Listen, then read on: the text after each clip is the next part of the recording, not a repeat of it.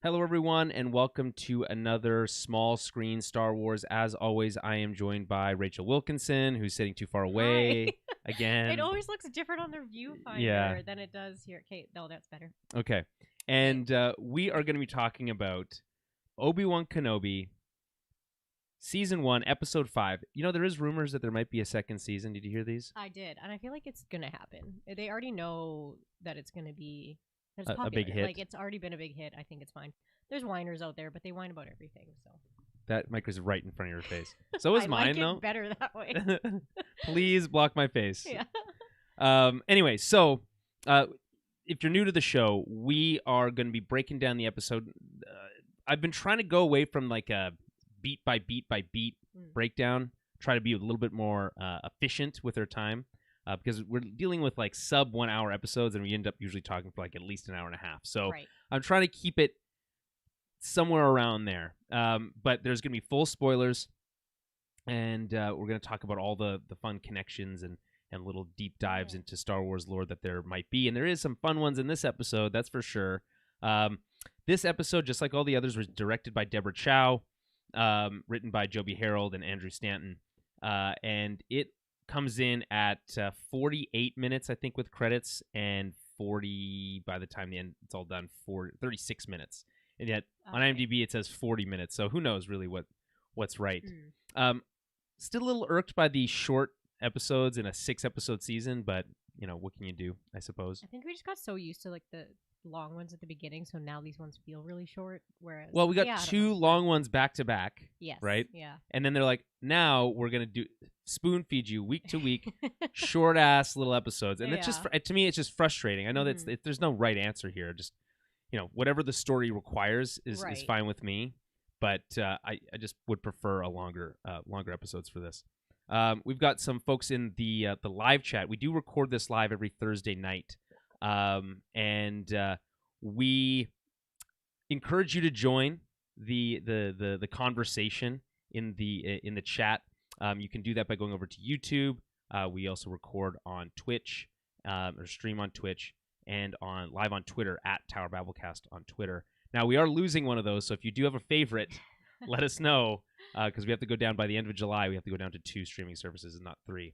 So Natron08 on Twitch says, "I'm a fan of the scene by scene breakdown personally. The more TOB, the better, as far as I'm concerned." Well, you know what? Thank you. That's very nice. Natron.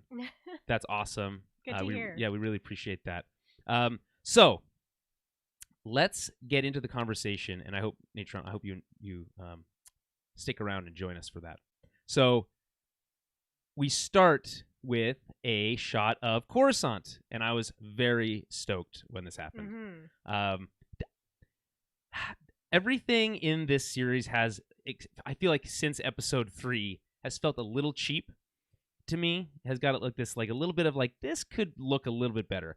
I feel that way about Coruscant here as well. Okay. You know, the last time we saw it in live action was like, I feel like maybe half a glimpse of a scene at maybe the end of episode 9. I don't even know. Yeah. And we just rarely see it in live action, and we never really went there in any significant way in the sequels and prequels. Obviously, that tech was dated, but even then it looked pretty good. I feel like it doesn't look any better than it did in like 2002 or whatever. So that is annoying to me. Not to be the curmudgeon here, but maybe it's the same footage. It very well might be. I mean, I think the thing with the volume, which is clearly what they're using on that set, that Jedi Temple set, is it does look good most of the time, but when you're dealing with something that's like really big vistas and that with detail, I feel like it doesn't have the same effect. That it doesn't give the scale that I think that they think it's giving for whatever reason. And maybe it's just because I know it's being shot on a volume, so I don't have that. I'm kind of overthinking it. But I felt that way with this scene. But anyway, so we start with it's a flashback, and we have Ewan McGregor back as Obi-Wan Kenobi here, of course, in a pre-Clone Wars time frame, and justifying the return of Hayden Christensen. We have him back as Anakin Skywalker here. Again, this is I did the watching of the sneak bits, the secret bits, and all that kind of stuff on YouTube, and the the takeaway is this is pre-Clone Wars because of the lightsaber he uses. Okay. Anakin's lightsaber. Well, he also has his little tail still. Yes, which he that doesn't too. have in. I don't know. I know it's not called a tail. What did they call the little braid? The ponytail. I don't know. Oh, Isn't it called a little braid? Isn't that what it is? I thought it's called a specific thing, and then they know. cut it off when you're not a Padawan anymore. But That's Ahsoka true. doesn't have one. She has like a fancy little chain that hangs off her Leku or her Montrails. Yeah, she has like a little necklace, basically. Yeah, and then they cut it off when you're not a Padawan. But he still has his little rat tail. So yeah, but so Padawan, I guess. I don't remember what his haircut was in episode 2. It's but like I think shaggier or episode. No, that's his.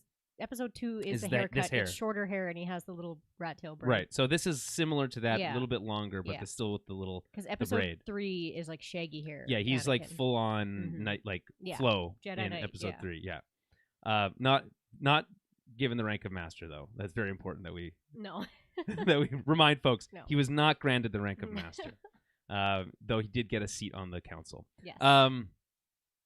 So yeah, it's supposed to be pre-Clone Wars. And I guess they're doing some sparring. And here's the thing. I love Ewan McGregor, and I love Hayden Christensen. Mm-hmm. Well, I like Hayden Christensen. But they didn't do any of the de-aging tech that we've seen on... I thought that was weird, to really great use in Marvel stuff. And instead, we're just given, like, imagine they're younger. They're like, please, just imagine. Because they look older. I didn't think Ewan looked that much. Like it's the eyes. It's you can see it in the eyes. But with Anakin's forehead, that needed to be smoothed out a lot more. And I no hate to Hayden Christensen. No, it's not. You can tell he's 10 or 20. It's not fault that it's 20 years later. Years, yeah. Like granted, he looks great for being 20 years older than then. But they definitely could have done a little bit of smoothing. If I can do that on my phone with Facetune, I feel like they should be able to do that. Well, honestly, that's hilarious because I didn't make that comparison, but like I do know, we know that Disney has actually been pioneering this technology for a while, using it in Marvel stuff for a long time, and I just feel like it's a shame. Like this is where I talk about like this feels like a little cheap. Like you guys could have spent the extra money here. This is a very a crucial element of this episode. We come back to it multiple times, and no effort was done to make the I don't even think they try to use makeup to make them look younger. Just go out there and have a little duel. And maybe they thought originally that it was going to be this isn't a flashback. It's maybe a dream sequence or something. Right. Yeah. But, it's that's true. But even then, once they realized that that's how they were going to use it, they still could have done the de-aging. I just feel like that's... Yeah, I'm not going to pretend like I know how that works, but I would agree with that a little bit. I kind of laughed. I was like, oh yeah, they look a bit older, but whatever. So... Without getting away from the nitpicks a little bit, what was your emotion? What did you feel when you saw them back here? I was just so excited. I was pumped to see an Anakin and Obi-Wan together again on the screen, right? And I can appreciate these kind of flashbacks that are going back to his Padawan training, not necessarily. I thought we were going to see maybe more them being buds during the Clone Wars, but I appreciate this being a Padawan and a teaching moment. It really fits the episode really well. Yes. Yeah, it makes the ending that much better of this episode. Having this kind of flashback of Obi-Wan still teaching Anakin, even though Anakin thinks he's won. So he thinks he's won this battle with him when he was Padawan, but he really hasn't. Right. And Obi-Wan's very much trying to teach him to stop being so Well, impatient. It's so crazy to me. It's we know it's not I guess that crazy, but I mean we've seen that kind of impatience in Anakin, in the prequels, and it was very. It felt very rushed at the time. So it's okay, we'll cut back his pre-Clone Wars era, which we didn't see very much of, almost none. I would say that's one of the areas they could probably spend more time exploring because we got the Clone Wars television show, which explores that time. But there's a whole, how many years between episode 1 and episode 2? Isn't it 10 or something? Or exactly. Or maybe a little less than 10, but I don't know. You're right. We don't really get a lot of that in between, even between of him being a kid and Padawan Anakin that we get in episode 2. So we don't really get a lot of his Padawan training. It's just he's a kid and he should be trained, and then next time we see him, he is trained. Basically trained. Yeah, and that always felt like a missed opportunity. Mm-hmm. The comics now are exploring, more of Obi-Wan Kenobi's Padawan years with Qui-Gon, and I I wouldn't be shocked if we ever got like a movie or something around that or a series around that. But this is just there's a big swath of time there, in peacetime, relatively calm era of Star Wars that you can spend kind of hanging out with Obi-Wan and Anakin, and that's where we spend here. So that is cool. I will say I was on rewatch. I was much more like, this is pretty cool seeing them back together. Yes, yeah. The first time I'm watching it, I'm being much more critical. I feel like, and I'm like, well, these guys don't look very good. And it's not like, again, you know what I mean? It's just weird that they're doing a flashback and they look older, and just a little cognitive dissonance. But on rewatch, where it's like, okay, you can put that aside. Just the whole setup and doing the flashback, which I was really hoping to do more, so it's possible we'll maybe get one more before the end of the series, but unlikely. So I was glad that happened, and actually I think that it was kind of a brilliant staging of the episode by cutting back to it over and over again. Yeah, I think so too. So we cut from the face of Anakin to a hard cut to Vader, which is very cool.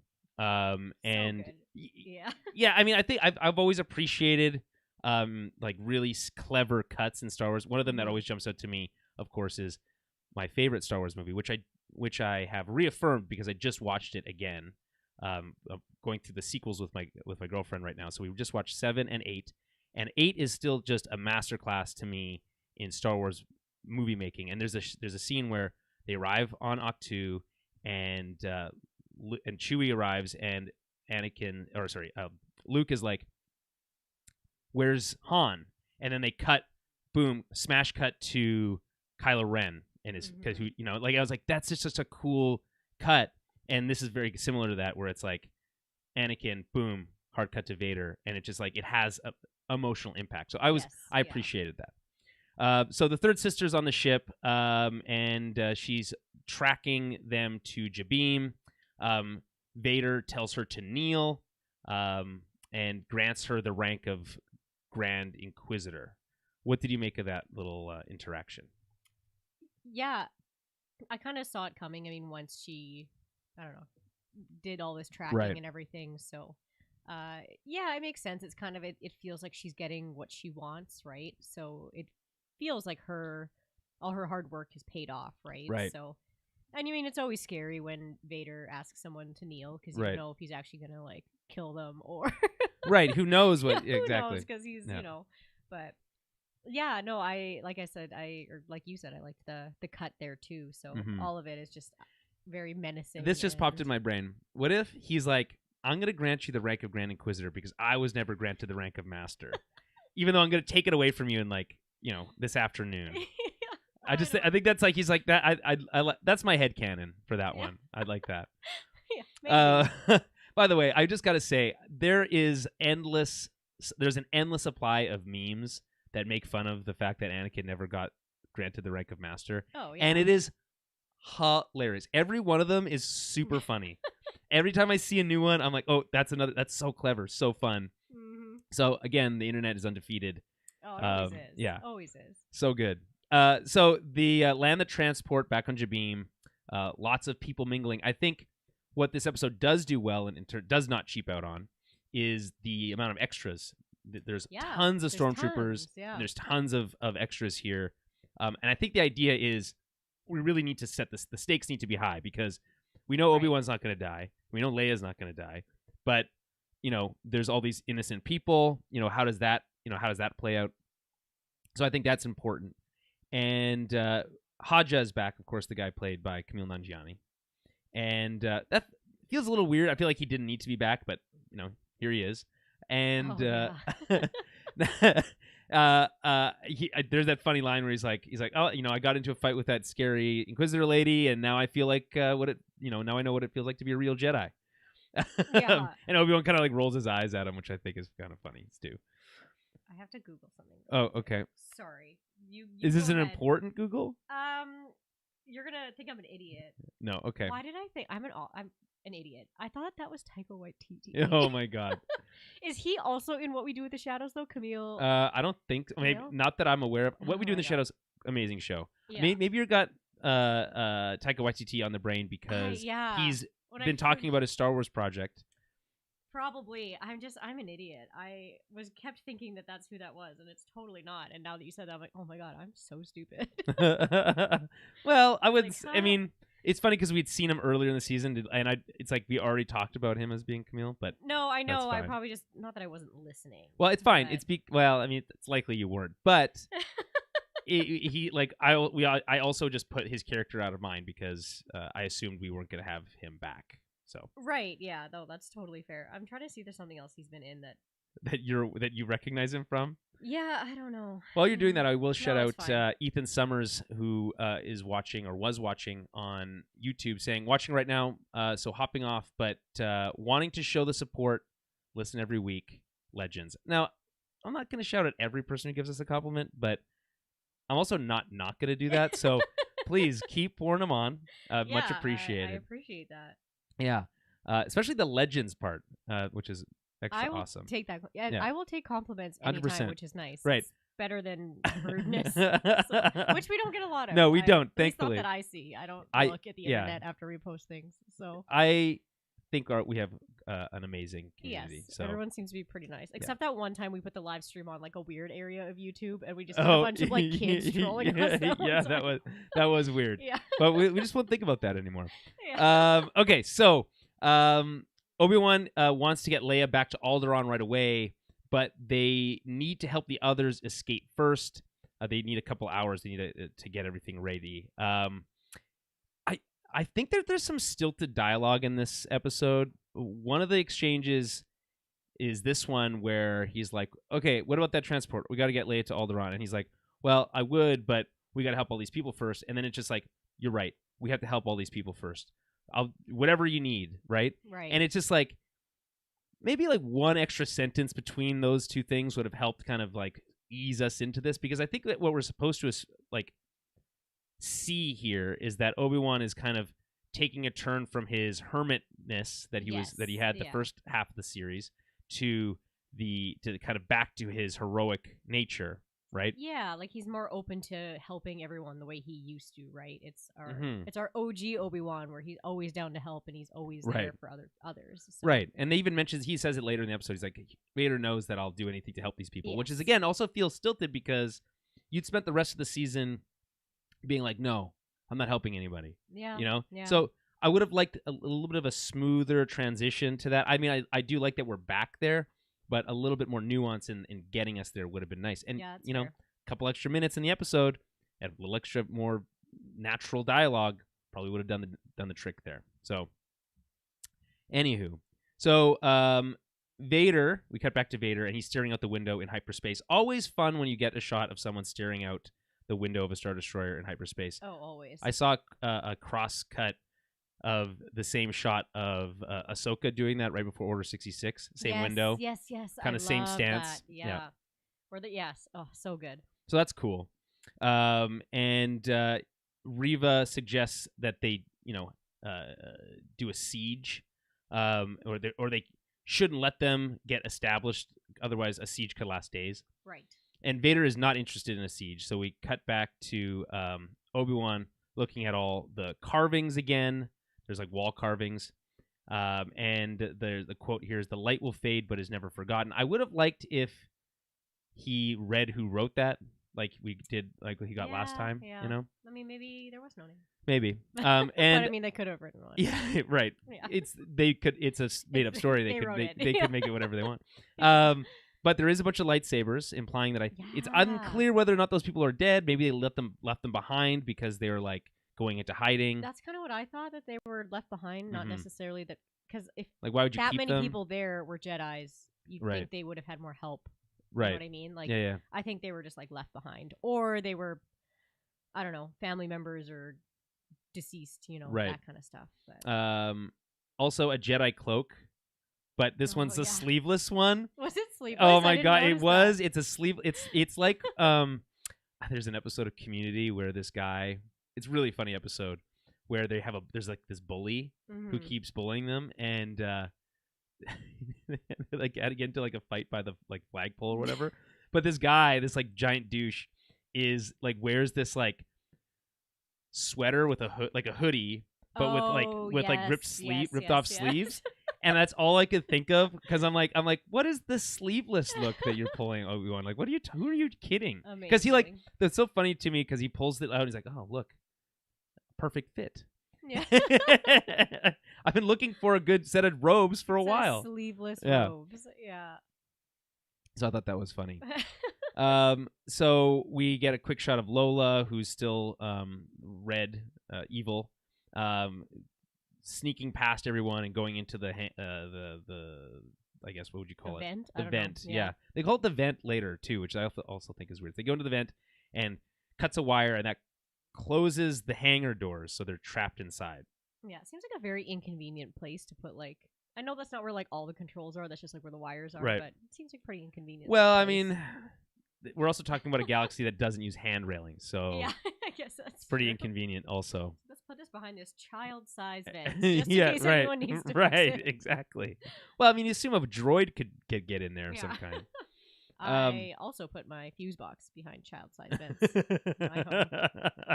Well, it's convenient because you could fit in there and get into it. So we have this again kind of short bit of dialogue where Obi-Wan is kind of talking about what he expects to happen, and he says basically Anakin has no patience for a siege. Yeah, he's like, oh yeah, Vader has no Right. patience for a siege. Yeah. And he's like, how do you know? Yeah. Which I think is also a funny that piece of dialogue. How do you know? Yeah. And then smash cut back to the duel, right? And it's I think the coolest part of the duel where they're kind of like more evenly matched. There's some choreography that they use here that is similar to the fight on Mustafar. Right. Yeah. I saw that on people like piecing those together. Okay. Again, yeah. internet undefeated. So I really just get all my information on Star Wars just from memes on Twitter. Fair so enough. That's a bad place to get your information. Really? I mean, No. Twitter's not the most trustworthy place. That's true. What about Facebook? That's less trustworthy, but I don't think anybody on Facebook is talking about Star Wars. Well, I don't know. I feel like Star Wars Twitter is a pretty mostly safe space, unless you're talking about Episode 8. You're just gonna get bullied. Right, then you're gonna get bullied. No, Facebook Star Wars will just be like grandma's posting that picture of Obi-Wan Kenobi that everyone Yes. keeps telling them is Jesus. Yes, my grandma did that. That's amazing. My grandma did that, and I'll never forget. So, and they cut back to the duel, and you get this this line where he's like really going hard. Anakin's like going pretty good. And he's like, "You grow too aggressive," Obi-Wan says, and then his response, or Anakin's response, is, "Mercy does not defeat the enemy." I guess there is another line in there where he says, "We're here to protect lives, not take them." I think. Yeah, save that's lives. What Obi-Wan says, we're here to protect lives or defend lives, not take them. Right. Yeah. And mercy does not defeat the enemy. So like these are red flags if I'm Obi-Wan, right? Yeah. Yeah. You know? You'd think he would, and I know like he is clocking this and he's trying to teach Anakin. Like you're not It's always this getting it. He's like, not a very good teacher, to be honest. No, it's true. He's kind of a bit too harsh, and then Anakin just gets like more mad and more aggressive and then just like storms off. Or he just repeats the same things over and over again, but like doesn't like really coach him through it. Just like, you need to be more mindful. Mm-hmm. Like, okay, what do you mean? Like, is the goal not to beat you in this exercise, right? So right. You think of things like back to Episode 1, where the boy is too old to be trained, right? Yes. These kind of moments where the red flag should be obvious to not just to Obi-Wan but to the Council. Especially to Yoda. Like, what's Yoda doing? Pay attention, dude. Yeah. You know? What's Yoda doing? I mean, the only one who's like paying attention is Mace, because Mace the whole time is just like, nah, he's not ready. Right. I do not trust you. Yeah, right? Basically. Yeah. So again, really cool sequence. What's great about this is, again, I think we mentioned this a little bit already, but these moments from the duel inform the narrative of this episode. This is a tried and true formula, but it really works well here. And to be honest, I feel like you could have used more of it this season, just generally. Oh, okay. Yeah. Even if it was like you don't have to cut back and like this episode, you're back and forth between the duel and like current time. Mm-hmm. You could even do like bookends where you're bookending episodes on flashbacks, right. or cutting to a flashback in the middle of an episode that informs a certain decision. When you have Hayden Christensen here, it feels like missed opportunities when you're not using, like, if this is the only scene, that and that one time he's standing in the field yeah, is the only scenes we get him, I feel like that's, again, missed opportunity. Hey, it's not the only time we get him. We also get him as Vader. Yes, that's true. We get him, as like pre-burned Vader, I mean. Oh yeah, that's true. True. That's true. We do get it in the child murderer Vader. During Order 66. Yeah, we get Order 66. Right, Vader. which is so crazy about this episode is when Obi-Wan's like, Anakin killed the younglings. He's just talking through the whole thing, yeah. and it's just like he's like, oh, he killed them all. And she's like, no, stop talking about it. It's traumatizing. Yeah. Which okay. it would be. I mean, yeah. So more stilted dialogue, I think, where we get Obi-Wan making a pretty terrible speech. He's like, they're bigger than us. They're stronger than us. They will kill us all. But don't worry. We just need to hold off for a little while. That's the message. Yeah, that's fair. I feel like he's just being real. Like he's not trying to sugarcoat it. He's not going to try to lie to them. Like, I don't know, maybe this is like our different. I think this is Obi-Wan. when you need to lie to people. It's like this is you life or death. You gotta beat the Empire? No, it's like, well, you gotta inspire them to perform, right? Yeah. I don't know, different tact. I guess. Listen, if I was in that scenario, I might say something different. I don't know. I mean, just the way this all comes together in so quickly to me, right? Yeah. That it doesn't have the weight that I'm looking for. In 10 years when I rewatch this, I'll be like, oh yeah, that's really cool. But right now, it has I am being maybe a little harder on it than I maybe need to be, but it left something to be desired to me. Fair enough. What did you think? Anything else about this up till now? Anything else jumped out at you? I would say not necessarily that jumped out at me. No, other than like I said, or like you said, the lightsabers was really cool to see, kind of like a pile of them. Apparently no lightsabers that are recognizable. No Easter eggs in there. Yeah. No. Oh, interesting. Yeah. No, I mean, I didn't find the dialogue to be too bad, but I get it. Like it's a little choppy in some places. You could have added a little bit more fluff to it, but I really enjoyed these kind of cut scenes back to Anakin. So yeah. Which is really what we're here for. Yes, exactly.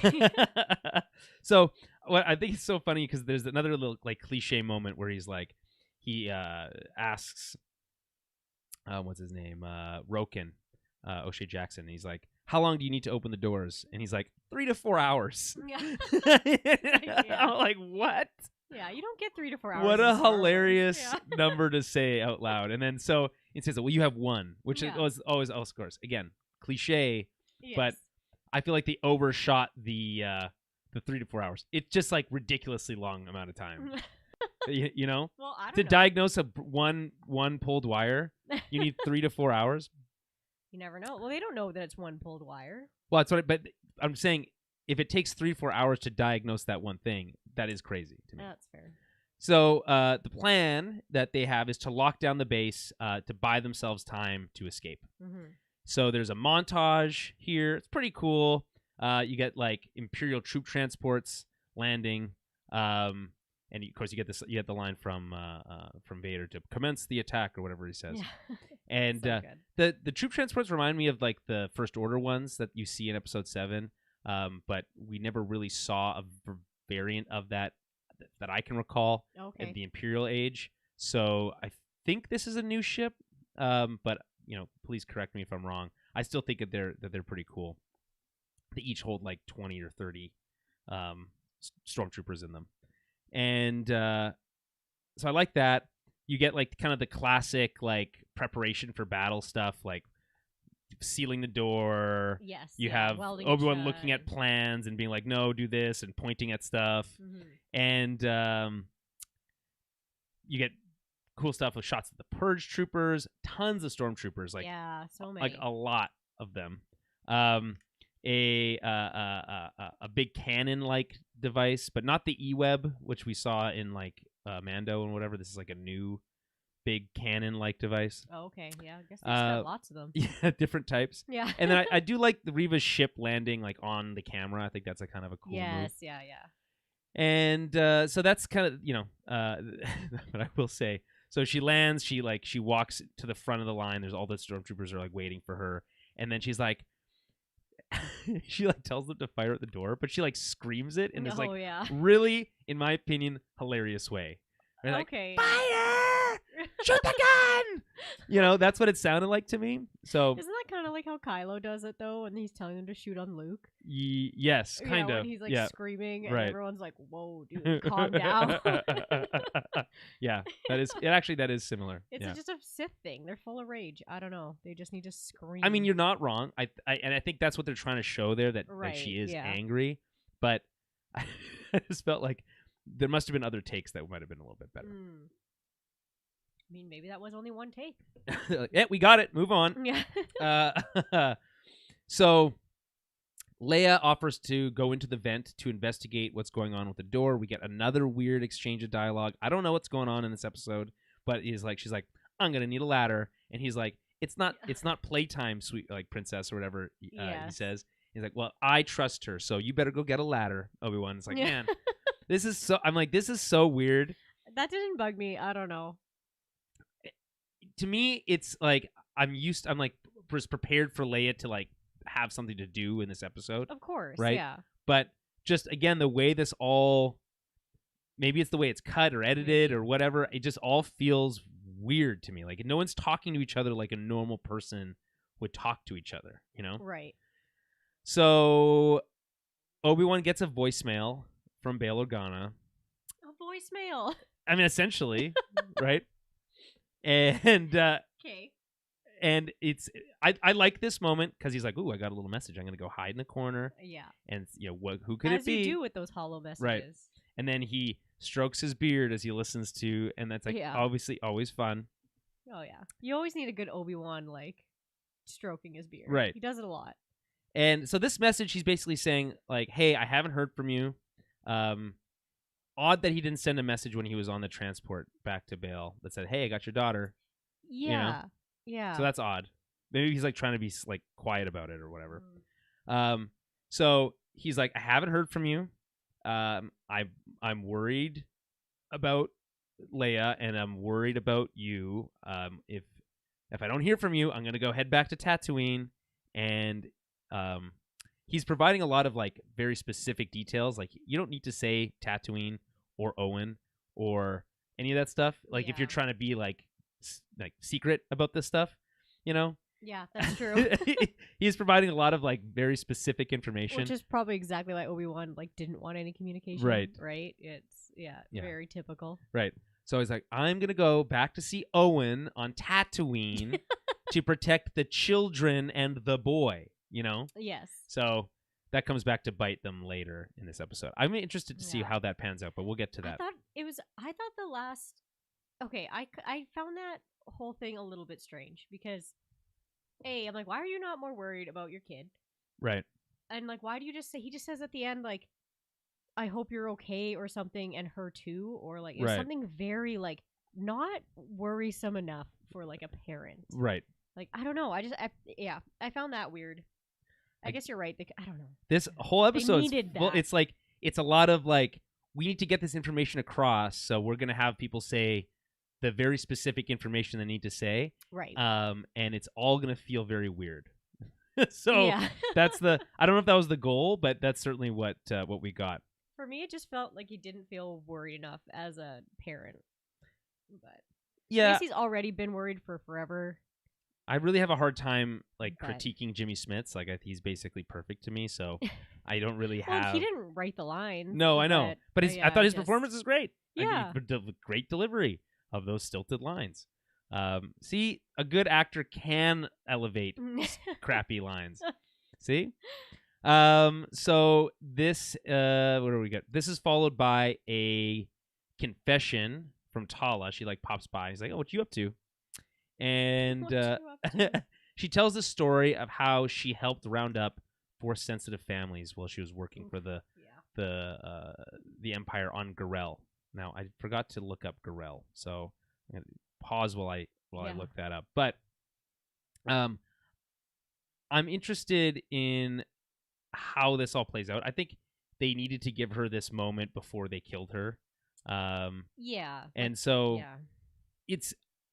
I think it all works for me. Like, to be honest, like I think her performance is great. I like the kind of the whole message of it, which is I didn't know what was going on, but once I found out, I dedicated my life to kind of trying to make up for my mistake. Yeah. Right? Where it's like, okay, I wasn't too sure about what was going on, then I saw this awful thing happen and realized this isn't what I want. Let's see here. This is Gorel, a planet located in the Gorel system, the Outer Rim, in the Lothal sector. Okay, there you go. That was controlled by the Galactic Empire. It was the homeworld of the Imperial Supply Master Yogar Leist.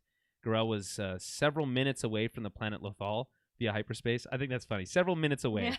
Yeah. Several years before the Battle of Yavin, the rebel cell, Phoenix Cell, established a temporary hiding place on Gorel. Oh. The rebels were forced to move after the Empire discovered their presence and assembled a fleet to attack them. Many years later, individuals such as Ushos O Statutura fought to liberate Gorel from the yoke of the Galactic Empire. So there you go. Is Gorel the one with the creepy spiders? And yeah, Gorel's a rock world with dry temperate deserts that was located within it was known for its tall wind-carved sedimentary rock. Yes. That's where that guy is, right? The weird what's his name? I want to say Gengar. The weird like Yoda thing that talks that Batu or Badu. Yeah, Batu? that sounds right. No, Batu's a planet. It's something Bendu. Bendu, right? That's what it is. Right. I always thought Bendu was really cool. Bendu's the coolest, and I don't think he's actually dead. Well, I don't think you can kill Bendu. I don't think you can kill things like that. But anyway, off topic. But yeah. So anyway, I like it's a nice planet reference there. Good, solid one. So apparently there was a bunch of force sensitive people on that planet. There isn't any more. 14 people died. 6 children. And she felt helpless to do anything about it. I like the little notches she has on her holster, right, of people that she saved. Oh, okay. I didn't catch that. I thought she was like pointing at her gun, like I use this to kill bad guys. Yeah, I also did like the first time I watched it, I'm like, what is she pointing at? I bet at the second time I was like, okay. She's hit it so when she has her gun holsters, you can't see it. Okay. I think it's the idea there. Gotcha. I didn't catch that, but yeah. Oh, okay. So anyway, I like this scene. That's nice. What did you think of this kind of little exchange? It feels really odd, like to just happen out of nowhere in this way, but I don't think it felt odd, honestly.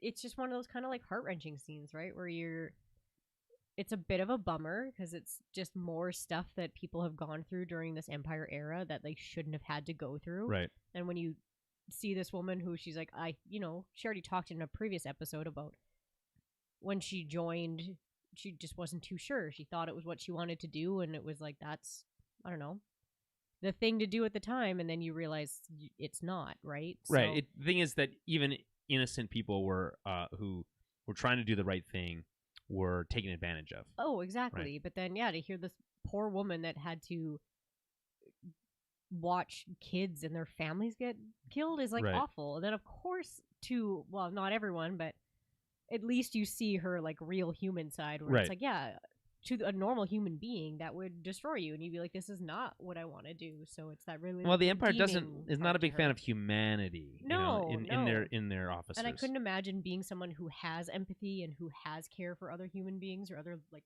lives. You can't imagine that.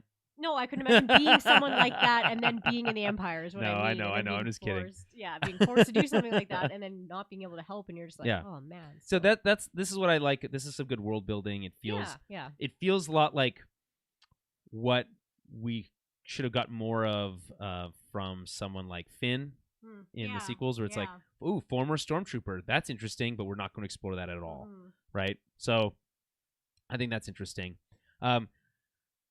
we kind of get to the pre-battle sequence, and we see Roken with a bowcaster. Although I don't think he ever uses it. I don't. He might maybe once, but it's like I don't know why I feel it's so funny when I see humans holding them because to me that's like a Wookiee. Right. It's a Wookiee weapon. And it looks so big. I don't in his hands too, but the bowcaster doesn't make any sense. Why does he even have Is it like a crossbow? Yeah, why does he even have the crossbow element of like the bow part? I don't know. It just shoots blaster bolts. Oh, does it? Oh, yeah, that's cool. yeah, yeah. It's just whatever. It's not embarrassing. I'm proud to say it. I play Dungeons and Dragons with my brewery team, and I have a weapon that also does that. It's a crossbow, but it shoots magic bullets out of it. Oh, okay, that's fun. So that immediately made me think of that. So yeah, you basically that's basically what these people you never have to load it. In episode 7.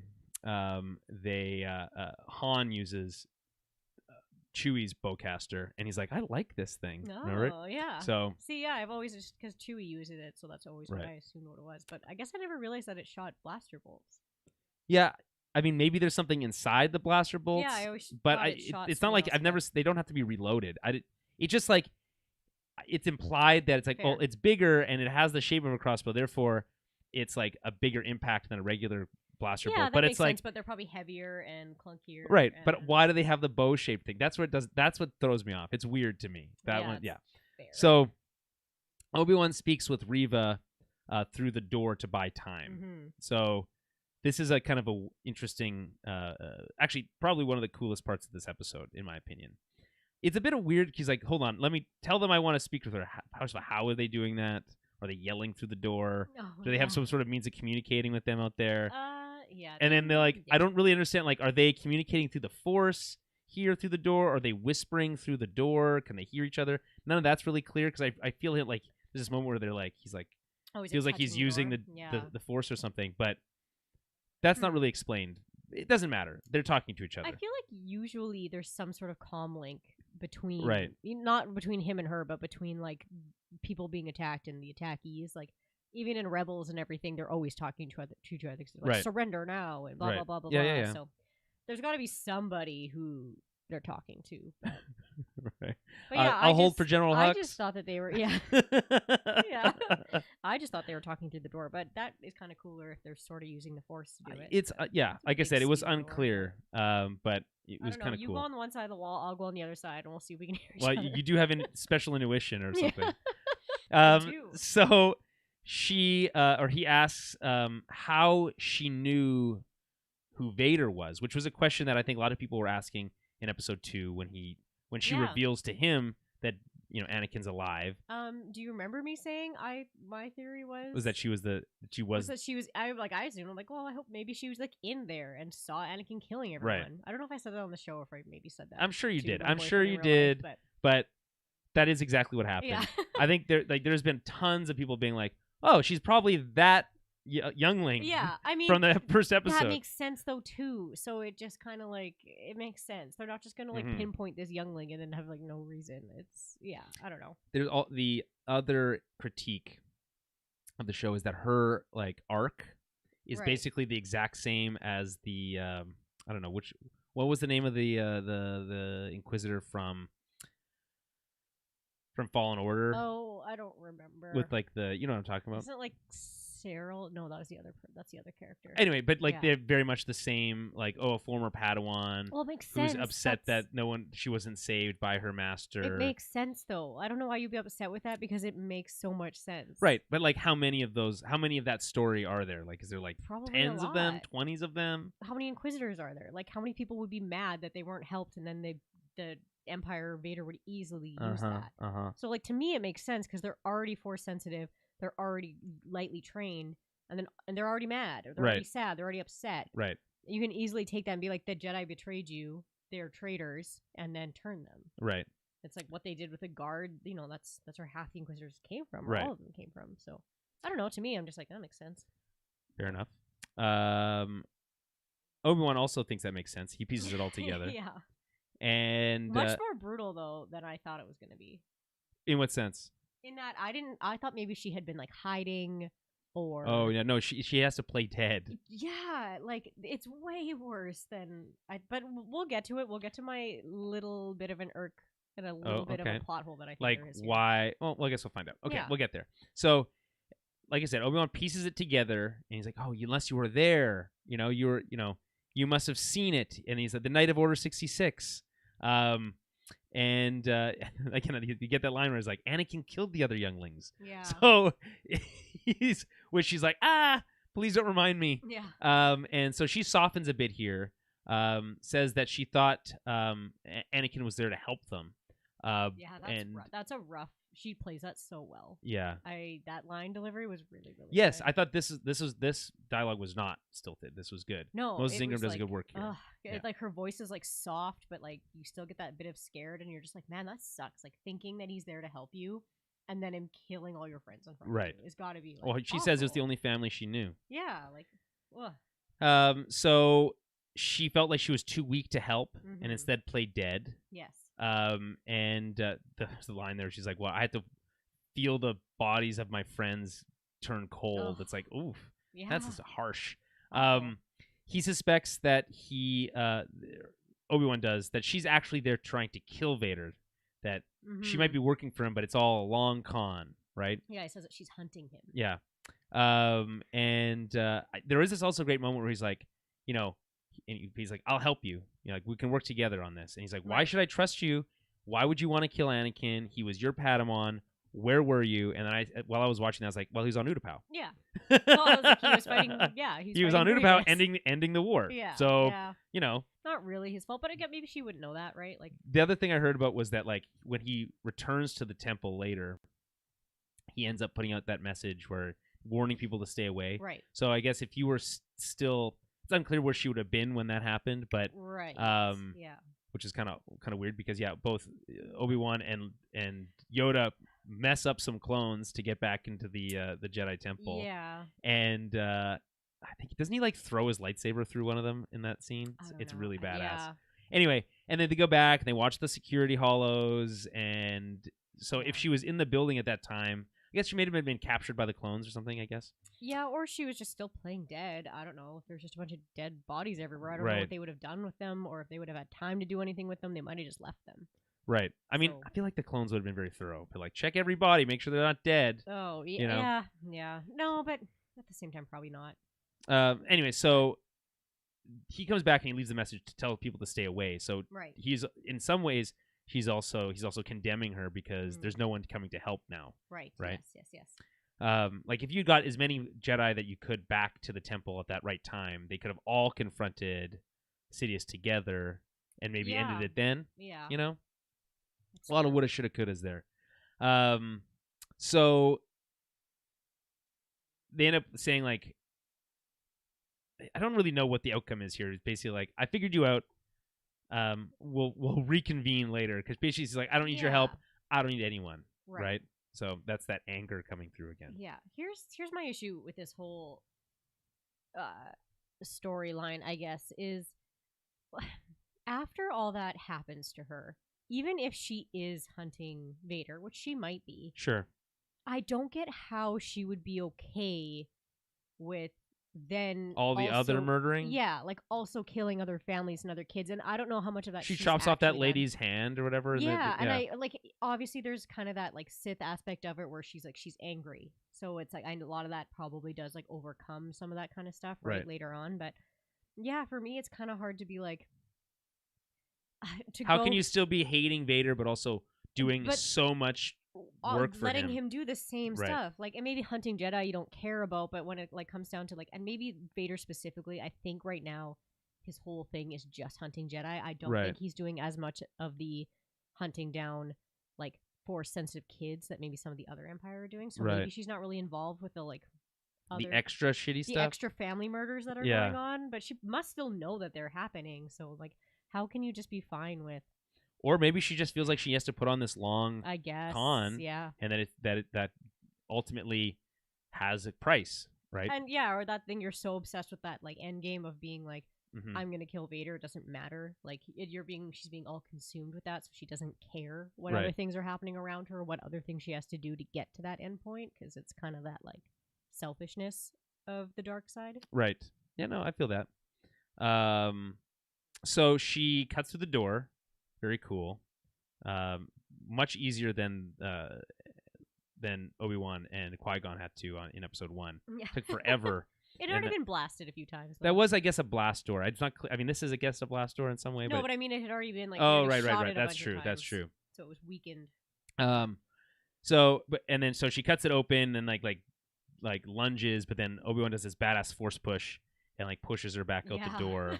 I love how far he pushes her. Yeah. I feel like every time we see him use the force, he's getting a little bit stronger. Yeah. It's well, if he's gonna face down with Vader one more time, he's got to be ready. You know. He had Obi-Wan still has to be good enough for Vader to be like, last time I left you, I was but the learner. You know, that still has to make sense at some point. I feel like it could almost make sense at the end of this episode, but I hope not. I hope that they don't try and make it the end of this episode, but we'll see. Right. Okay. We shall see indeed. Yeah. So she, like I said, cuts through the door, cool force push. Then you get this action scene with Obi-Wan in front of all the rebels, like deflecting blasters back at the clone troopers, or sorry, the stormtroopers. And very Clone Wars inspired here of, deflecting bolts, tons of enemies, lots of gunfire. The choreography feels very inspired by Clone Wars stuff that we saw in the animated series. I thought it was very cool. So no notes there. Any other Gesundheit? I could feel that sneeze coming on. All good. Anything else? Anything else you noticed from that this little bit of action? No, other than just like Obi-Wan finally looking like he's stronger. Right. He's like getting back to getting back. He's not using a blaster. No, which is good. Yeah, he's actually using his lightsaber. So. Yeah. So there's, like I said, there's lots of people dying in this kind of extended action sequence. Tala is shot after kind of this cool last stand. Yeah. Her droid sacrifices itself to save her. But I love that moment between the two of them where she's like obviously choked that he's dying, right? The droid, but she's also like covering her. Yeah. And it's like she kind of knows that they're both done, right? But well, I feel like Obi-Wan could have done more, but he was trying. Yeah, he was trying. He was. Anyway, she goes out in her last kind of blast of glory with a thermal detonator. I feel like she holds it and it explodes. I feel like she could have thrown it. I mean, maybe they could have used the force or something and like deflected it towards Obi-Wan or something. Yeah. So maybe that's why she didn't. But so she holds it and then like fully suicide bombs herself. Yeah. To take out a whole bunch of stormtroopers, like a half a platoon. Right. Yeah. So pretty cool. And I mean, we did complain that she didn't die last time, but I was like, that would have been a more meaningful death, and then she dies. Right. So yeah, I think that's and I think that was a fair criticism at that time. I think this death did work way better than the death from last episode. Yeah. They used the time, like we mentioned earlier, to kind of flush her out a little bit more so that we cared for when she died. And I certainly didn't cry or anything, but it had more emotional impact. It did, yeah. It was a bit more of a bummer. Yeah. So Vader tells Reva to stand down, believing that Kenobi is already well within their grasp. Mm-hmm. So we get back to the duel again. And he has Obi-Wan on the ropes, and he basically tells him, like, give up, you're beaten, right? Then we cut back to Obi-Wan. And so I guess before we talk about that, what do you make of this kind of, like, what are they trying to say here? He's saying he believes that, like, we don't, stand down, we already have Kenobi, right? And later he says, listen, I know Vader assumes that I'll do whatever I can to save these people, so I'm going to give myself up, which I think he knows that Vader knows. So it's a little bit of like reverse psychology going on here. I know that he knows that, yeah. Right. It's like, well, if he knows that I know that he knows, then, so that's it got a little confusing there. Yes. But I like this little element of the duel, I guess, is that like Vader has the upper hand here. He's got Obi-Wan on the ropes. Yes. Right. So Obi-Wan says he wants to surrender, knows that Vader knows he'll do whatever he can to protect the people. Roken has a good argument, basically saying like, but they'll just keep coming for us anyway. So like that doesn't really stop it. And he's like, I know, which is why we need to stop Vader now. and then proceeds to give up his lightsaber and promising that he will find a way to stop him. That there is other ways to fight, right? Yeah. And then goes off to surrender. So I like that because it does remind me of, again, Episode 8, where Luke is completely pacifist in his force projection, right? Yeah. And here he's giving Obi-Wan is giving up all of his weapons to perform a different type of sacrifice. It's interesting. I think there's some good symmetry there, and it kind of feels more true to the Jedi teachings that they probably should have been following instead of being generals in the Clone Wars. I mean, probably. So Reva and Obi-Wan have a kind of a face-to-face. Obi-Wan's kneeling, so it's kind of not technically a face-to-face, but it's like, you know what I mean. Yeah. And I get what you're saying. I love the line where he's like, "You're not bringing him to me. I'm bringing him to you." Right. You know? And I just think that's just such a badass line. So no notes there either. And he's basically trying to appeal to her conscience, basically saying, and this is kind of like what you mentioned before, like, would this really work given all the shit she's already done? Yeah. I mean, I think it's a bit of like her conscience, but also her like ego, right? Mm-hmm. Where it's just like, okay, like we'll take him down kind of together almost, but it's just like he's gonna come here now and he's gonna be focused on me. So she totally fumbles the bag, by the way. Oh yeah, drops the ball. Yeah, absolutely. So he's basically saying like, listen, there's families, there's children back there. Don't let what happened to you happen to them. Right. That's his argument, and it does seem to kind of pull some weight. But again, I think that there's a bit of a leap there. You have to kind of accept that works, and in reality, probably wouldn't. And I do like the line. It's like, what makes you think he won't see it coming? And of course, he's like, because all he'll see is me. Yeah. Which is also really badass, but ultimately not true, which is also pretty cool and some interesting foreshadowing. Mm-hmm. Any other thoughts on this exchange between Reva and Obi-Wan? No, I just really liked it. Like, I don't know. I kind of I like all their interactions with each other. I feel like them talking to each other are kind of some of my favorite points during this episode. Yeah, I mean, you go back to the first time that when Obi-Wan's in hiding in Episode 2. Yeah. All that kind of stuff. It's good stuff. Yeah, I really like the way they interact. So, but it occurs to me that when the two of them are speaking, when Obi-Wan is speaking with her, in some ways he's connecting with his past self, because he is talking to a former Padawan, right? Someone who understands kind of their world. Every time he speaks to her, he kind of does something more heroic every time, right? Right, yeah. Something about her kind of empowers Obi-Wan for some reason, and I think that's really cool. So he's taken back into the base. And I always thought this was kind of weird. He's like, here, go with these two stormtroopers by yourself in here. There's a dangerous Jedi, but it's like, it reminds me of Austin Powers. Oh, okay. When they have them tied up, and it's like very ill-tempered Bass. Remember the scene? And I haven't watched that. It's from the second one, and it's so funny where he's like, I think it's the second one, where he's like, Scotty was like, you're not gonna watch? Because they close the door. He's like, he's like, no, I'm just going to assume the very complicated plan will go off without a hitch. Right. It's like, I have a gun in my room. I'll go get it. We'll shoot them together. And he's like, you just don't get it, do you, Scotty? Which I can't always. I think about that scene a lot. Really, like, more than I should probably. Yeah, fair enough. But that's like essentially, it's almost to the point where like the staging's almost the same, or like it's like this like gray rock, like brown rock, and like a big metal door. Yeah. So it's like I laughed. It makes me chuckle. Yeah, that's actually really cool. But yeah, you're gonna just send full blown Obi-Wan Kenobi, just by himself with these two idiot stormtroopers. Like, what are they gonna do? Nothing. And the funny thing is about is that like the next time we see him, he just like knocks them out. He might as well judo chop them. Yeah. And it's like, I'm like, this is so funny. And you think they're not scared? Like, how are these guys? You just saw him mow down how many of your buddies. Are for sure shaking. And they're not boots. Like, you're not gonna come with us. Like, you could come. Right. You could take him into the cave. You're not even gonna give us one of these like these badass like ones, purge troopers. Yeah. Yeah, exactly. Just like, oh yeah, no, you guys are fine. Yeah, you no, can all he doesn't good. even have a lightsaber. You're Yeah, good. yeah. What could go wrong, right? These aren't the droids you're looking Yeah.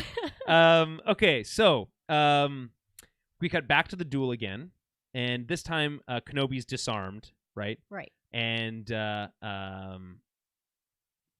he's like, okay, now I definitely have you beat. And he's like, your need for victory, Anakin, it blinds you. And again, this, I guess, is supposed to inform us of what Vader's thinking now. Yes. There is something to be said that I think that it's not as simple as he never learned any lessons, because I think he does. Vader is smarter than he was in that scene in the flashback.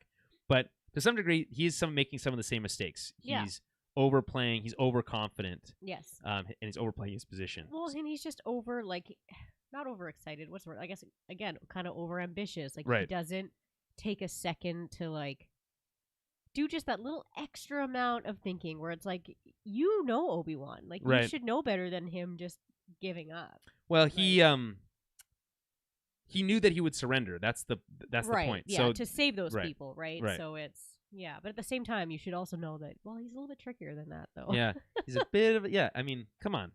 Yeah. And so, like I said, Obi-Wan easily escapes. Wait, and is this one of those war crime things again, though, where you pretend to surrender and then you don't? I don't think it's this. I don't think it's the same if you are a prisoner of war. I think you can do whatever you want. If it's to escape, you're fine. Yeah, I'm pretty sure. Because there's always that joke about how Anakin commits constantly a war crime. Constantly committing war crimes. By saying he got captured, but at the same time they're droids, so it's like, well, they're not like humans. Yeah. Although let's not open that can of worms. No, if you want to get into droid sentience, go watch Solo. Yeah. That's different than like the B1 or the B2 battle droids. Is it? They all have personalities. I guess. But and they're like, oh no, Roger. right. Yeah.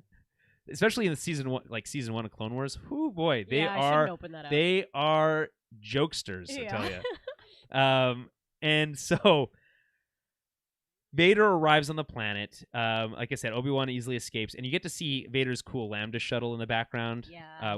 It's like, why couldn't we see that land? I don't know. So back with Leia, she figures out the door and removes the mini restraining bolt from Lola. It like zooms at her. It zooms at her, and it's like, what are you gonna? And then it's like, oh, a little. And then she even has to say, a restraining bolt. Yeah. And then it's just like this micro. It's like the size of these dice that we've got. Yeah, it's like the tiniest little, like it looks like a tiny little antenna that you used to have on like your cell phones back. I'm showing my age. Right. You know when you used to have like the flip phones and then they have the antenna that you like. You could extend. Up. Yeah. Yeah. You need to get that extra reception or whatever. Extra reception that didn't ever do anything. I don't think it ever did anything. No, I think it was just for show. Yeah. But... Well, it's like, well, if you want to get serious, you flip it open and pull the antenna out. Boom. Yeah. Now you got a phone. Have you heard that people, instead of doing like the pinky finger and thumb phone motion, that they do like a full palm, because like it looks more like a cell phone, a modern day cell phone. If you just hold a palm up to your face. That's weird. Yeah, I agree. That's a generational thing. I guess if you're like much younger, what is this? What is this? You've never seen this? It's a banana. But you think you'd see enough people doing this like in media that it would still like be a thing. It's like why the save button looks like a floppy disk. Like most kids would be like, "What the hell's this?" To them, it's just the save logo. Yeah. That's so true, and it still does like that in like everything. Yeah. Yeah. That's anyway, so like I said, this Vader's on the planet, so everyone, shh, this is exciting. Yeah. Right. Everybody, shut up. So he's doing that thing. So this is where we talked about this. Like each episode seems to like be mirroring something from the Skywalker saga. So episodes 1, 2, 3, and 4. Now we're at 5. Yeah. So in this scene, we have Vader arriving on a hidden base with a bunch of stormtroopers with a ship escaping. Oh, right? Oh, yeah. See, I thought, that makes sense. And then plus, like, the good guys do get kind of a walloping here, too. Like, a lot of them die. Yes. It's like, it seems like they have, like, the Empire kind of has won this one, right? Well, I mean, most of them, I think most of them get away. They do. But a lot of them die. So at the beginning, I was kind of thinking that. Once I kind of saw the stormtroopers come in and how many people were getting shot and dying, and I was like, oh, maybe this kind of is the whole like Empire Strikes Back sort of, right? You know, it is to some degree. It is that way. So, so far they do get a kill. Well, there is a death in this episode, so there you go. There's they strike back in some way. Oh no, does she get pulled away? I thought that other lady gets shot too. I think the only one that we see is just Tala. Fair enough. So Yeah, I thought. Oh no, maybe never mind. Not Sully. There's a different woman actor. So Obi-Wan has another awkward exchange with Leia, where she's like, "Look, I did it. I saved us." And then she's like, "Where's Tala?" And he's like, doesn't say anything. He says enough. I like kind of. What does he say? I don't think he says anything. Shakes his head. And he's like, let's not talk about that. That's enough in Star Wars. To have sad eyes and shake your head is enough. I think that's fair. He conveyed it with his I agree. face. I agree. Yeah. But it's like we could have probably just saved that moment for later in the episode when they're on the ship. So I guess. But if you wanted to actually spend time dealing with her death, which they don't here. So they're all rushing to the ship, and Camille drops what's his actual character name? Haja drops Obi-Wan's communicator, because again, it's so funny. He's like, "Here, take care. You were a human smuggler, and and I only met you for 5 minutes, and I didn't like you. But please take care of Leia. Here's my lightsaber and communicator, and why not give it to Roken? Yeah, or somebody better. But maybe yeah, it's because they're in the fight. Give all your Jedi shit to the one guy who faked being a Jedi right. to scam How could this people. possibly go wrong? He did say that it was a good business opportunity too. Yeah. So anyway, I think that is it's just because they needed give him something to do. Yeah.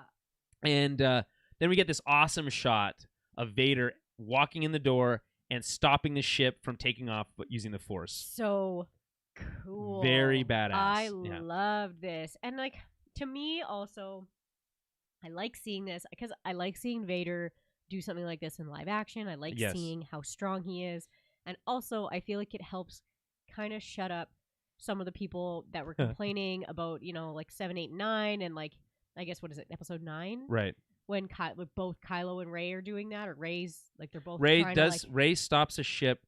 One of one of those troop transports I was talking about. Yes, and then so Kylo's trying to do it too, and that's they're both the fake out fighting with over Chewbacca. Yes, yeah. So it's a lot of people are really mad about that. So how are they so strong that they can stop entire? Yeah, because it's if you go back to Empire Strikes Back, it's Vader should have just stopped the Falcon from flying away. Yeah, I guess right? He didn't, but maybe he's much older at that point. And yeah, and I think the Falcon is just way faster, and I think it's always been, it's also the Falcon, whatever. Yeah, it's special. Yeah. It has plot armor. No, I love when I see really strong Vader stuff, because it's that's what we've been wanting to see in live action for ever, is him just fucking stuff up. Right, which and it's really cool. Rogue One was what if he was badass? So and everyone was like, "Oh shit, he is badass. We should do more of that stuff." Yes. So that's what we've been getting. To be the end all be all Sith right, he's the chosen one. Yeah, it's he should be that strong. Right. And no, it was really, really cool. And I loved seeing him not even hold it, but bring it to the ground. Right, and then rip open the side open. Yeah. And then he's like, "Oh, they're not even in here." Yeah. And then the other one just takes off. Yeah. And he's like, "Why didn't you just stop that one?" See, I wish they would have timed it a little bit better, that as he was pulling that off, then it shot up. Right, because then it would have been that's what I mean. There's a lot of weird timing, because the other ship flies away, and then we have a shot of Vader staring at the ship as it's flying away. Yes, yeah. This is Reva. This is your moment now. But she's she waits, yeah, and then tries to sneak up and lights her lightsaber way too early. Yeah. So anyway, I thought that was a missed. Again, this whole next scene, also loved it. Right. So we cut back to the duel, and Obi-Wan uses the Force to steal Anakin's lightsaber. Yeah. Love it. And tells him, "You're a great warrior, Anakin, but your need to prove yourself is your undoing. Until you learn to overcome it, a Padawan you will still be." Not sure why he's talking like Yoda there, but around the survivors, a perimeter create. But it's obviously a cool end to that duel. If you kind of cut the whole thing together, it's a lot of back and forth. Anakin kind of pressing. Yeah. And Obi-Wan kind of basically outsmarting him the whole time. So this is another. That's what, again, informing the episode. That's what happens here. He outsmarts him again. I love the moment, by the way, where Reva's where he says Obi-Wan was wise to use you against me. Yeah. Right. We got a lot of Obi-Wan was wise. Right. But yes. Yeah.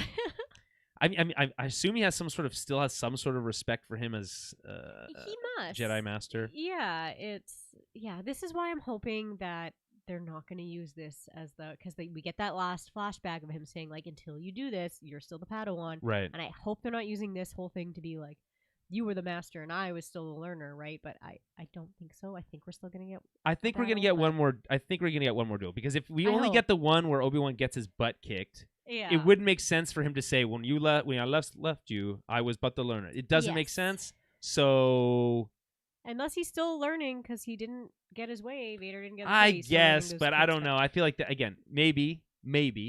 But but we might get another season, so that's true. I don't know. That's true. There could be still time. I guess we'll see. So we get this really awesome Reva versus Vader fight. Oh, so cool. Right? And he's basically just toying with her, like he doesn't even pull his own lightsaber out.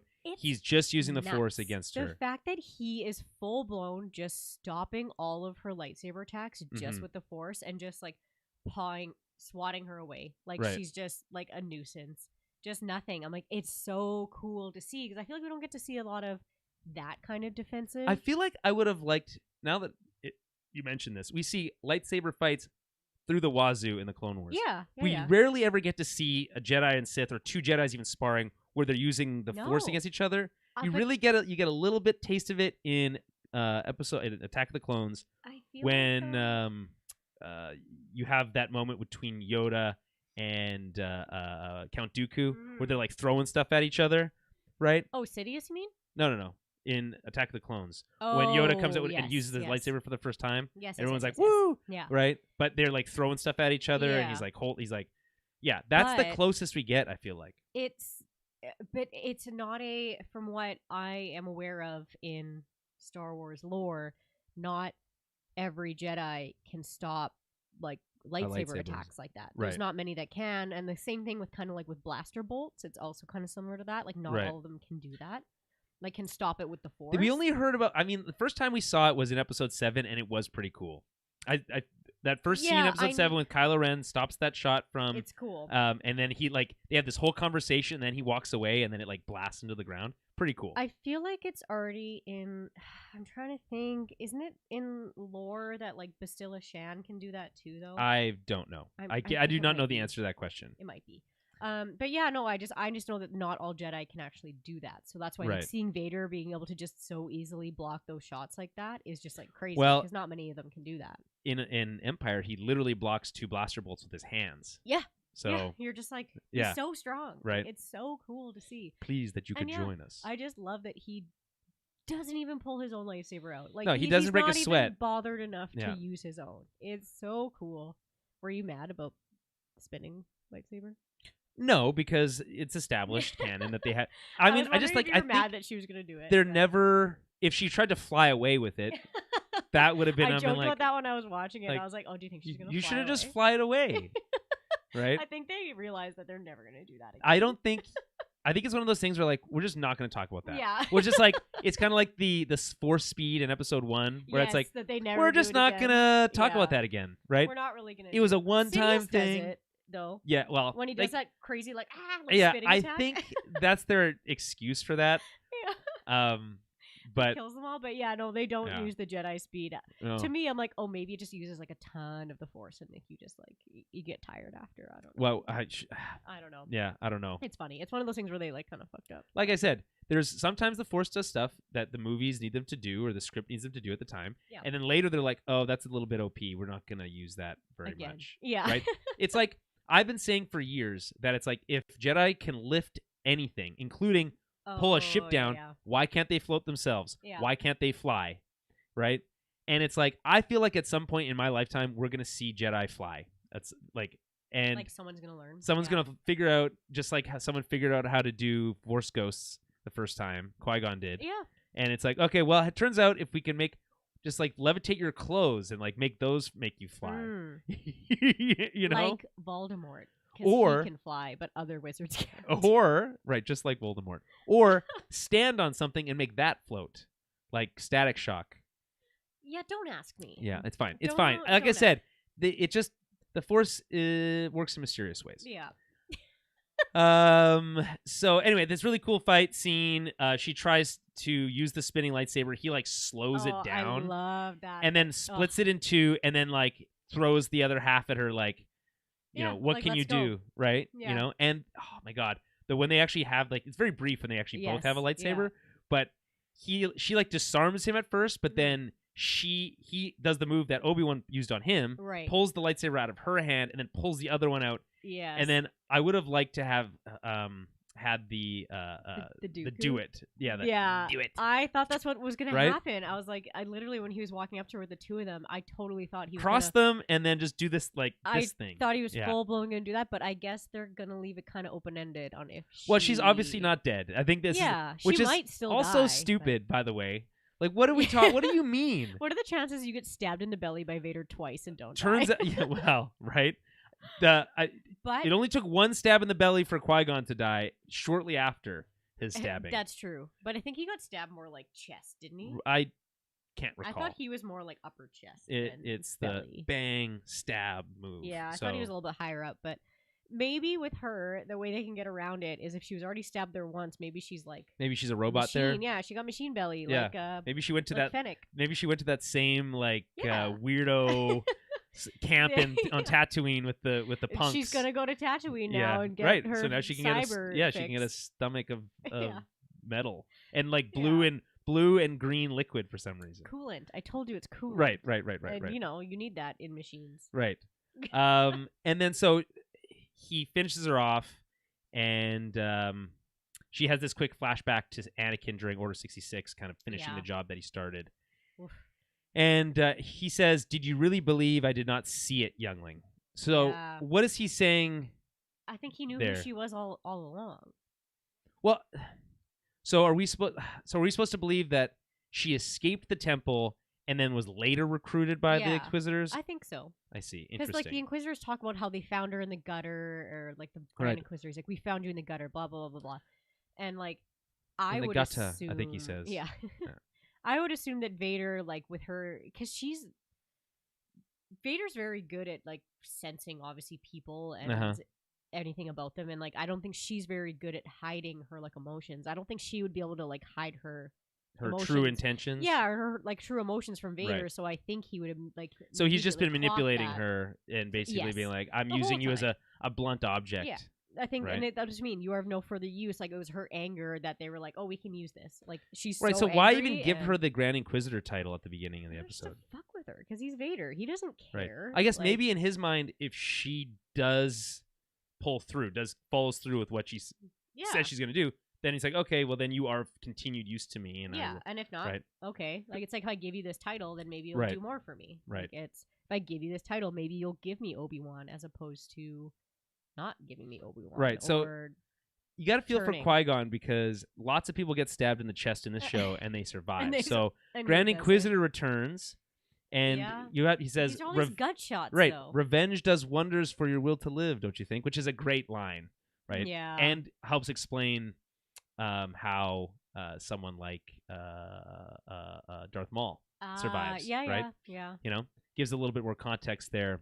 It's that like hate and anger. Right. Yeah, it makes sense where if you're a little bit more like pure, especially with like Jedi kind of have that whole sort of like Vikings, right? Where it's like, not that they're excited to move on, but like they have really cool funerals. That's what that's all I know. Well, I just mean they're very accepting of moving on. Like, to them, you become part of the Force. Like, death isn't it's a never bad the end. thing. The living Force. So they don't see it as a so much so that once Qui-Gon figures out how to be a Force ghost, they literally never die. No, and well, exactly. So I think with Jedi, they don't view death the same way that maybe Sith do. So Sith are way more like angry about it. It's what keeps them alive for all these years. Why someone like Palpatine's obsessed with infinite life, because to them, being alive, that is the extent of their being. There is no Sith Force ghosts. No. So they have to maximize their time on in the living plane. I do like that, though. The revenge does wonders for the will to live. Right. So it's like, like they're all just like so full of like getting theirs back. That It's just like their will to live is so much stronger. They're like, I'm not gonna die because I'm gonna fuck you up. Like, it's just so petty. Right. Like, I'm not done fucking you up yet, so I can't die. Yeah, exactly. So he's like, we'll leave you where you found you, in the gutter where you belong. Yeah. And then it says, goodbye, Grand Inquisitor, which is a pretty good line. Goodbye, Grand Inquisitor. Right. So good. So again, this is now everyone's like, oh, okay, so he's still alive, so he can die later at the hands of Kanan. That makes sense to me that he wasn't dead. I was like, yeah, there's got to be like other than I was still really hoping that we would get a twist that there's a second one. There's another one, and it's actually played by the same guy instead of Rupert Friend, who plays him here, which is he's fine, but he's no Jason Isaacs. So you know. So they are back. We're back on the transport. We learn that the hyperdrive is down. This is also a thing that happens in Empire. It happens all the time. Yes, but specifically in Empire, which is I think the reference here. And that the Empire is right on their tail. Right, okay, right? Okay, yes. So that means that next episode we're going to get Ewoks, I guess, or something. Yeah. Yeah. Ewoks and medals? I don't know. Yeah, I want some medals and some fireworks. Yeah. So Reva goes to grab her lightsaber as she's seemingly dying and spots Obi-Wan's communicator, which happens to turn on in that moment, and gives her very specific hints. To find Owen on Tatooine. I mean, at least he doesn't say Luke. Right. So it could be worse. Right. It's like, so, kind of. And Obi-Wan senses that something's wrong. And I'm not too sure what that's all about. Like what he's sensing there. I think he's sensing Luke's in danger. Oh. Right? Because I guess. we cut to Tatooine and we have Luke lying in his bed, sleeping peacefully. Yes, right? Yes. So he now has to get back to Tatooine before she assumingly figures out her gut wound, then finds a way to Tatooine. But it's like, to me, it's like, okay, you kind of shot your shot, you've missed with Vader. Are you mad at Obi-Wan because this was your plan? He gave you an opportunity. Oh, you just fucked it up. But I guess you'll find any justification to be mad at Obi-Wan. So maybe this is still her chance to like get in. I don't know what would motivate her to follow up on this. Once you've already they've left you behind. Go live in a free life if you survive. That's the thing. What are you talking about? And especially if you're after Vader, then like I don't know. Yeah, Do you think she's putting together because she's met Owen already? Do you think she's put that together? Where it's like Owen, is she like tricking like, oh, that's the guy I talked to on Tatooine and like threatened to kill? Maybe not. Like, I don't know if she knows that piece for sure, but I think maybe she's putting together like what Obi-Wan was doing. What was doing on Tatooine. That makes more sense, actually. Yeah, right. That makes a lot more sense. Yeah. Being like, oh, that's why he was there. Like, there's a kid there. There's somebody there that he's protecting. Right. Yeah. So yeah, now Luke's in danger. We're gonna get one. I can't imagine we're gonna get a duel with Vader on Tatooine. It has to be on the Star Destroyer or something, maybe. I can't imagine because it's got to be somewhere other than Tatooine, because otherwise he would just keep going back there to try and find Obi-Wan. Right, exactly. So, he also has to stop Reva from doing whatever she's going to do. So there's some interesting. I don't think they're trying to. I don't think that transport was going to Tatooine though, isn't it? Like going back to like Alderaan. Well, they have to get Leia back to Alderaan. Yeah, so like they would know where they're going because obviously they're taking the princess. Well, back. actually, it's unclear because their hyperdrive's down, so who knows where they're going. Well, no, that's true, but I mean, the Empire would know where they were going, would they not? Like. Well, I guess no, not necessarily, right? This is pre-active tracking. So if you jump to hyperspace, you can escape, right? You go any direction and you can go anywhere. I know that, but they know that they have Leia, and they know Leia is the Princess of Alderaan, so would they not know that they're probably going back to Alderaan at some point? Maybe, but again, it's like Vader does not care about that. He just cares about Obi-Wan. Yeah. Right? Anyway, so that's the episode. Final thoughts? Yeah, I mean, I just really liked seeing badass Vader. It was super fun, and I really like seeing more of like him and Anakin's interactions. Yeah, obviously, that's great. Overall, I liked the episode. I understand why it was like a little bit short. We could have had a little bit more, like the dialogue could have been drawn out a little bit better, and we could have just had a little bit more like, I don't know how else to say, but zhuzh, like into the into the dialogue, and like maybe just a little bit more dramatic, a little bit more if people nuanced. are chatting a bit more. Yeah. So yeah, that would have been fine. But honestly, as for like the flashback scenes and a lot of the action scenes, like I thought they were really good. Like I don't know. I like the action stuff. Like I said, I agree with you that the dialogue is stilted here. This episode still has a bit of cheapness to me. The visual effects of the ship leaving and being ripped open, I think left something to be desired. I think thought it looked cool when he like ripped out the it does. It does look cool, but it looks animated, and so that's the so that's the thing. So it's like there's some really cool stuff in here. Yeah. This episode is definitely like my favorite since episode 2, I think. Yeah, it's right up there for sure. And so because of what it has, like this stuff between Obi-Wan and Reva is really interesting. So I think that stuff all works. The flashbacks are obviously cool. Oh, they're great. Despite the weird aging thing. Yeah, like it just could have used a little more touch-ups here and there. But like honestly, like overall, I thought it was great. Like I just don't believe that those are young versions of themselves. It's just that's all, you know, and that's fine. I feel like it left me going like, cool, like way more than it did of me being like, that looks weird, or like, right. Weird, I'm enjoying it for what it's the message it's sending. Yeah. Like just for hanging out with these characters again, all that stuff. Absolutely Worth it. It's just a little rough around the edges. So we'll see if it can stick the landing next week. Yeah, we got one episode left. Yeah, maybe. Who knows? I'm guessing that like of this season. I feel like there'll be a secret and announcing season 2 coming 2024 or whatever. Yeah, coming next month. Yeah, that would be fun. Yeah, that'd be sweet. I think Bad Batch is next, right? After this. It's either that or Andor. Bad Batch. I think it's Bad Batch then Andor. Okay, but it could be the other way around. You know, I can't remember, to be honest. Either way, there's lots of more stuff to cover. Yeah. But either way, we still got one more episode of Obi-Wan. So join us next week for that. We'll be recording next Thursday. Same bat time, same bat channel. You can follow us on Twitter at Tower Babblecast, on Twitter BABBLE. Same on Facebook, YouTube, all those places. And if you want to again be a part of the conversation, you can watch us record this live Thursday nights on Twitch, on YouTube, and on Twitter. If you want to help support the show, you can head over to patreon.com/Tower Babblecast, where as little as $5 a month, you'll be able to get some bonus content. We do a monthly film club. Last month, we did Waterworld. Wasn't great. Don't love that movie. But there's lots of content. In fact, the very first one we did was Jurassic Park. Of course, Jurassic World Dominion's out in the theaters right now, so you can go back and listen to that very first one we did if you subscribe. And then this month, we're going to be doing Rachel's pick, Boondock Saints. Yeah. So stay tuned for that movie. And yeah, we'll be back next week with more small screen Star Wars. Until then, may the Force be with you. I want to see where I'm at with the summer.